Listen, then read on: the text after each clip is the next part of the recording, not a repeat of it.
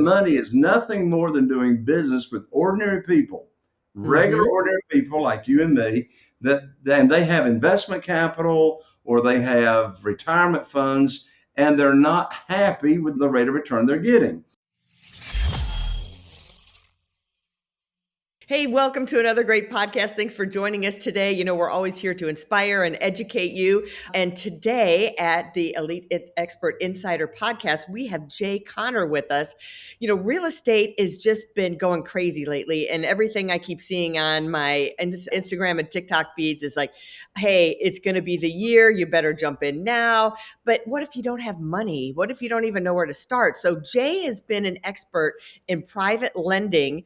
And so he has a book. It's like where to get your money now, right? So I love that. We all want to know where to get money and how to use other people's money and versus just going to a bank. Oh, look, and he's got his book right there. Awesome. Jay, welcome. Thanks for coming today. Oh, my lands, Melanie. Thank you so much for having me on here on the show at the Elite Expert Insider podcast, for goodness sakes. And I'm so excited to talk about and visit on my favorite topic that I'm so passionate about, and that's private money and private lending. And the reason for that is because this one strategy, this one funding strategy, has had a bigger impact on our real estate investing business than anything else ever since we started all the way back in 2003. And we're here in Eastern North Carolina, small market, only 40,000 people that we target here. And we do a couple of deals a month. Our average profits, though, are $86,000. And I don't share that to brag at all. I share that to make a point. And that is, there's an argument to be made to be a big fish in a small pond when it comes to real estate investing. They say, in marketing, you need to have a niche. You don't have to be to everybody. Find your small niche if you want, like you say, to become that big fish and dominate that market. And I love that you have a book because I don't know if you know that I own, and for over a decade, I've owned Elite Online Publishing, which is a book publishing company. So we are a huge fan of having a book that helps you market yourself. So I love that you have a book. We're going to talk about more about that later. So how did you even get involved in this? Give us a little bit about your background and your history. Sure. My wife, Carol Joy, and I, we're here in Eastern North Carolina. And this year, 40 years of marriage. Oh, my lands, 40 years. That's a whole nother podcast to talk about that. Well, she's very patient. I can tell you that. She's very patient.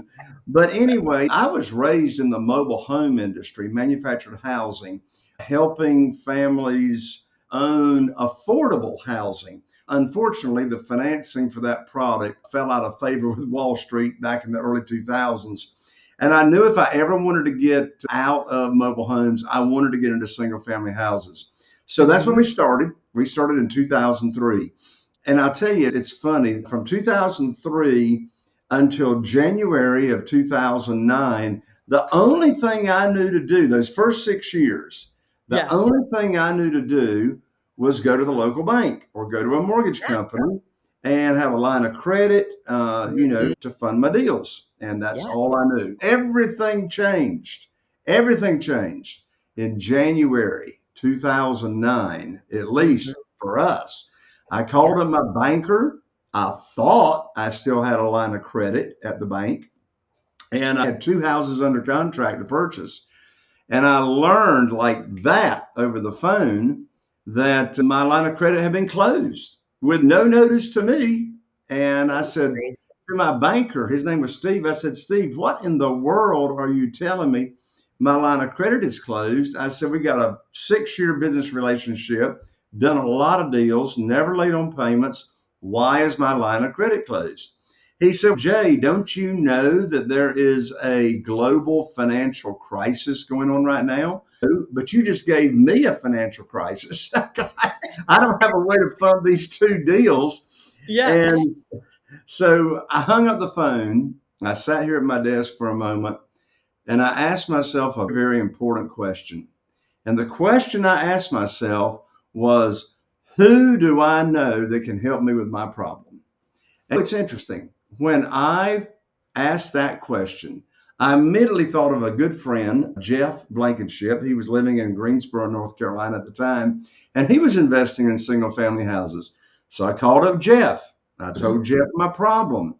And he said, Jay, welcome to the club. I said, I'm not sure I want to be a member of that club, but what club are you talking about? He said, that's the club of having the bank shut down your line of credit. He says, my bank shut me down last week. I said, how are you going to fund your real estate deals? He said, well, have you ever heard of private money and private lending? I said, no. He said, have you ever heard of self-directed IRAs to where people can move their current retirement funds over to a self-directed IRA company and then lend that money out to us real estate investors? And the interest that we pay them is either tax deferred or tax free. I said, Jeff, you're talking total Greek to me. I don't know what word you're talking about. I said, what's private money? He said, I'm not really sure. He said, but there's this gentleman down in Jacksonville, Florida, by the name of Ron LeGrand. And I said, who's Ron LeGrand? He said, I'm not too sure about that, but Ron says we can get a lot of private money really fast. I said, oh, let's go. That was my first real estate investing conference that I attended February of 2009. And oh boy, did I learn about private money. Private money is nothing more than doing business with ordinary people, regular ordinary people like you and me, and they have investment capital or they have retirement funds, and they're not happy with the rate of return they're getting. I call it lazy money. Lazy money. It's like in the local bank, earning 0.02% on a savings account or less than 3% in a certificate of deposit. And so their money's not working for them. And so I came back home after that conference and I put my opportunity together that I was just going to share with people in my own network. And I was able to raise a little over $2 million in less than 90 days, not attached to any particular deal. Because you have probably heard this, and it drives me crazy. The guru stands on stage and is teaching real estate investors, and the guru says, oh, just get the deal under contract. The money will show up. I don't know if you've ever heard that or not, but it makes no sense to me.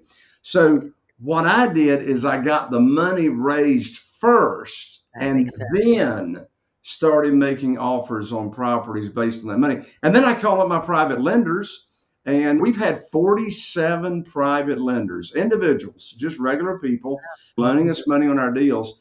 And then I don't have to pitch a deal. They already know the underwriting. They already know the criteria. And I just call them up with the good news phone call to put their money to work.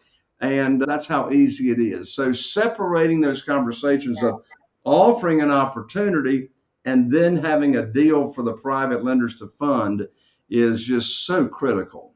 That's so smart. And then they can get the details and they can decide who's going to come in and who's not. Tell me a couple questions I've got now. I want you to define hard money lending and the difference between hard money and just doing private money investment. And what type of percentage do they get paid on the deal? What should you offer? I've done some private lending and I know what I was offered in the deal. So I'd love to hear, what should a private lender expect and what should someone searching for a private lender offer? And the difference between that and getting a hard money loan. Yeah. So let's start with hard money. So there's a big difference between hard money and private money. Hard money is typically a brokerage. It's a firm that has gone out, established a fund for individuals to invest in the fund. And then the hard money lender it's institutional money. Hard money is institutional money. So hard money lenders then loan that money out. So they might be paying their investors 8%, maybe 10%, and then they loan that money back out at 12% and charge points and fees and that type of thing. So that's dealing with a commercial lender, hard money. A private money lender, there's no brokerage involved, the person. It's a direct one-on-one transaction. The individual that is lending that money and the borrower, the real estate investor. So that's the big difference. There's no brokerage involved in private money lending. So I I've been always thought like you paying. could call a private lender a hard money lender as an individual too, because maybe the interest rate was high. So it's really, that's the differentiating. So it's just a matter of words. A private lender is never called a hard money lender. It's just a private lender. Yeah. Okay. Got it. Correct. And then as far as the interest rate, I have been paying and offering my private lenders ever since February of 2009, my a long time. Ever since 2009, I've been paying them 8%. And a lot of private lenders, hard money lenders, they'll be getting 12%. But here's the interesting fact. There's three categories of private lenders. Private lenders are either in your own network, in your cell phone, your email list, your own warm market. Second category is your expanded network. I teach and coach real estate investors how to expand their network, business networking, international, etc. Mhm. And the third category are existing private lenders. Mhm. So here's the thing. An existing private lender, I don't take on the mindset of being a teacher to Mhm. teach private money, because an existing private lender such as yourself, they already know. They already know Yeah. what private money is. So of all the 47 private lenders that Carol Joy and I have had, none of them, zero, none of them had ever heard of private money or private lending. You had to So educate them.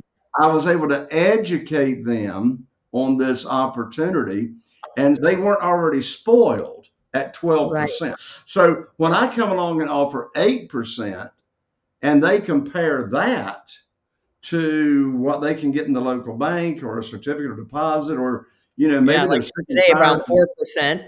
So I'm offering double, and I'm not borrowing unsecured funds. I'm backing their promissory note with the real estate that I'm buying. Right. So everything that I'm borrowing is what we call asset backed debt. Yeah. Asset backed debt.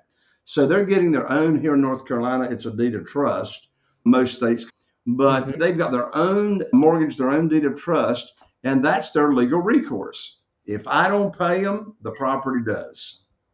Now, in the deal that I had, I was subordinating the loan, like I owned the land, but I got interest on the money. But then they were building things and then selling them. So I also got profit participation.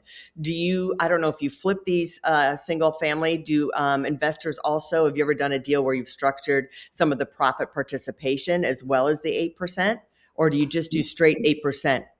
Yeah, I do a straight 8%. So the private lender, think of the private lender, at least in my world, as the bank. Right. So they know exactly what the interest rate's going to be that they're going to get. And so instead of putting their money in a certificate of deposit, they are Yeah. investing the money, loaning the money on the real estate.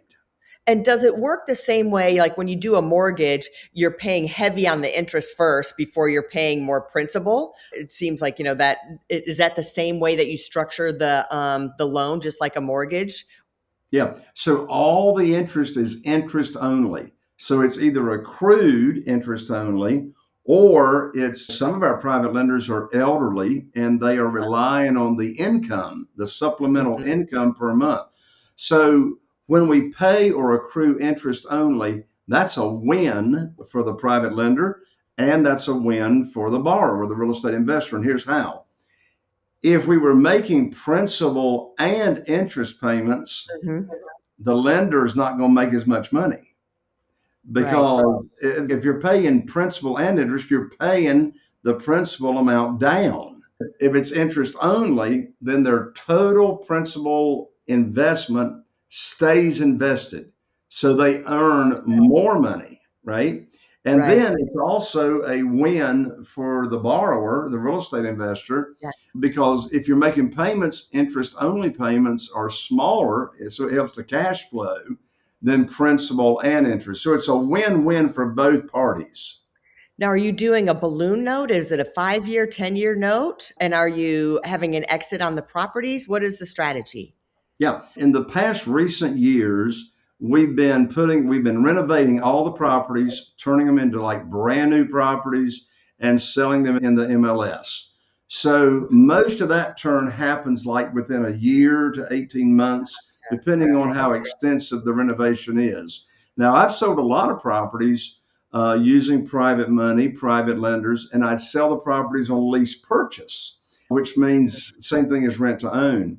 And that would be people that don't qualify for a mortgage today, but Mm-hmm. we help them get ready for a mortgage. And so all of our notes are either 2 years or 5 years. If it's liquid investment capital, it's 5 years if it's retirement funds, but typically we don't use the money even that long. Now, on the lease to purchase option, is part of do they do a deposit, so much money down? It was the first question. And then the other part is any of the lease payment going towards principal, or is it just all basically interest only? So the initial deposit, we call it, the legal term is an option fee.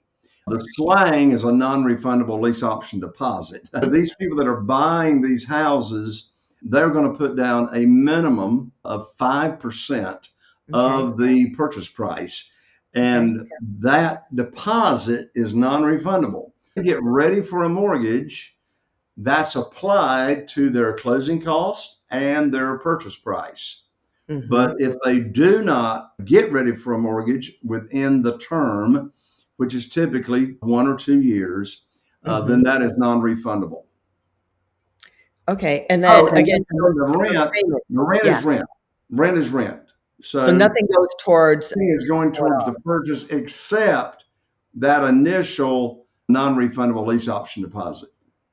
So I always wondered about that. I think that's a great deal for the property owner. I think it's a real crummy deal for the person who's leasing, because if they don't qualify, 2 years goes by, they put 5% down on, a $500,000 house or $200,000 house, right? They never get that back, and they paid lease payments versus if they just rented. I guess they lock in the price if the property goes up, but they take that risk of walking away and losing that non-refundable deposit and not moving towards, or like, well, great, I couldn't get a mortgage and now I have no equity and I paid all these lease payments and I lost my 20 grand or 10 grand or whatever it was.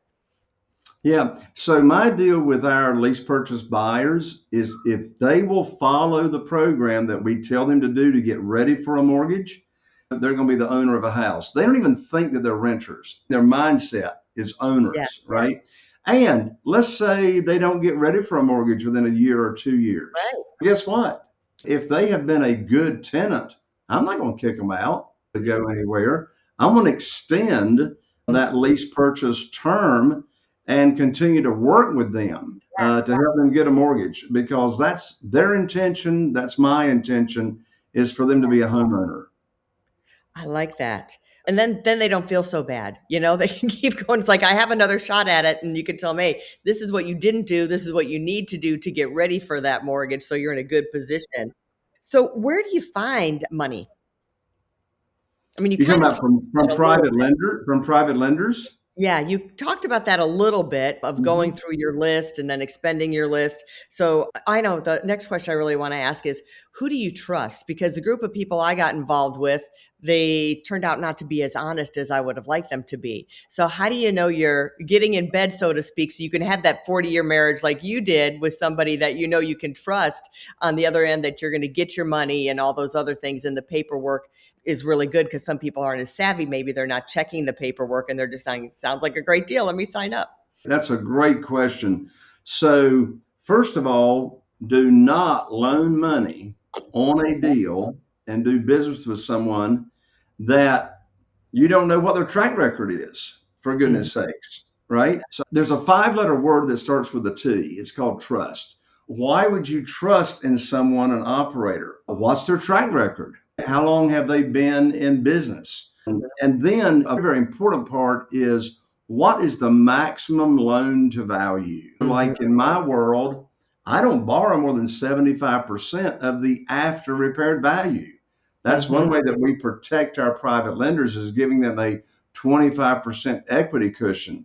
We also, it's a big question. How are you as a private lender protected? So Yeah. for example, we give all of our private lenders the same protection that the local bank requires. We even name our private lenders on the insurance policy as the mortgagee. So if Mm-hmm. there is an insurance claim against a property, that check from the insurance company is made payable to the private lender and to the borrower. We name the private lender on the title insurance policy as an additional insured in case there's any title issues down the road. And so it's very important for the investment or the loan to be conservative so you're protected.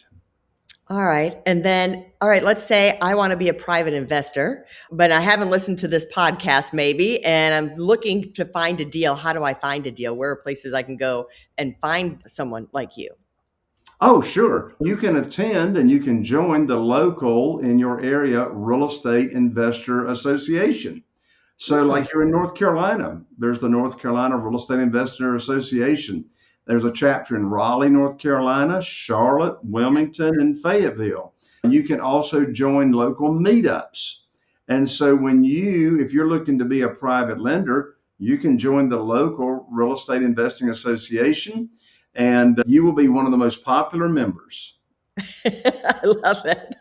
You've been a wealth of information, Jay. Tell people where they can find you. The easiest way to find me is for me to give your audience, if you're listening or watching this podcast, let me just give you my book. I'd love to give you my book. It's a national bestseller, Where to Get the Money Now. Subtitle, How and Where to Get Money for Your Real Estate Deals Without Relying on Traditional or Hard Money Lenders. And it's $20 on Amazon, but don't give Amazon $20. Let me give you the book for free if you will just cover shipping and handling. I'll express mail it out to you. I'll autograph the book, and I spill all the beans. I spill all the beans in the book, all 20 points that I offer my private lenders. So you can get the book by going to www.jayconner.com. I'm an ER, not an OR. So jayconner.com/book. And I will rush the book right out to you. Now, in addition to the book, I got 2 more quick free gifts for the audience. And that is, one popular question I get from new capital raisers is, how do I start conversations? So let me give you one of my private lender scripts. It's called the Curiosity Opener. You can download it. It's a PDF. And you can download that script at jayconner, jayconner.com/scripts. And then my final gift is I do 3 live events a year in person. It's called the Private Money Conference. Nice. And there's not another conference like it on the planet, 3-day conference where we talk private money all 3 days. And you can get information on that conference at www.jayconner.com/event. And that'll give you all the details. It's a $3,000 event. But because you're listening to this show, you get to come for a measly $97 registration fee for you and a guest. I love that. And, being a publisher, you're using your book exactly the way we tell our authors to use our book. Give it away for free. Get it in as many people's hands as you can. And I just love that. You've got it down. Thank you so much. Thank you. So we'll see you next time. And if you're looking to become an author and use your book just the way that Jay did to bring people and get more leads and share your information, reach out to us at eliteonlinepublishing.com. We guarantee you'll be a best-selling author. We'll see you next time. Have a great week, everybody. Hey, are you looking to increase your revenue, build credibility, and elevate your brand? This podcast is brought to you by Elite Online Publishing, an innovative publishing and full-spectrum marketing company. They will publish and market your book to make it a #1 bestseller. Becoming an author is the best way to market your business. So contact them at eliteonlinepublishing.com today. All of their authors become #1 bestsellers.